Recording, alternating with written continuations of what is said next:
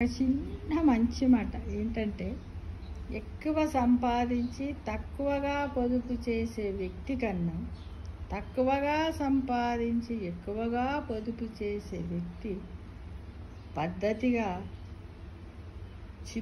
చింతలేని జీవితం గడపగలడు అనేది అక్షరాల నిజం. అంతే. ఎక్కువ సంపాదించాడు, నాకు మస్తుగా ఉన్నది చేసేవైతే అని ఎంతో కొంత ఒక 100 రూపాయలు సంపాదించిండు అనుకోండి, ఫర్ ఎగ్జాంపుల్. బాగా సంపాదన ఉన్నవాడు 100 రూపాయలు సంపాదించినవాడు 70 రూపాయలు ఖర్చు పెడతాడు, 30 రూపాయలు పొదుపు చేస్తాడు.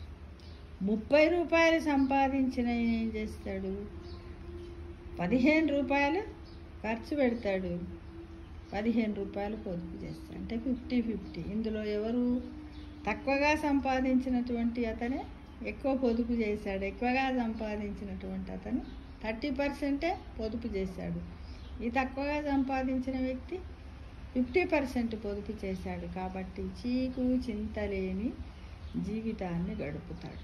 ఎంత సంపాదించినము అనేది ముఖ్యం కాదు మిత్రమా, ఎంత ఎక్కువగా పొదుపు చేశావు అనేది మట్టుకే ముఖ్యము మిత్రమా అని గ్రహించి, రేపటి కోసం కొంచెం కొంచెంగా మన చీమలు దాచిపెట్టుకుంటాయి కదా, అలా దాచిపెట్టుకుంటే మన భవిష్యత్తులో మనము చాలా హ్యాపీగా చీకు చింతలేని జీవితాన్ని గడుపుతామని జ్ఞాపకం ఉంచుకో మిత్రమా.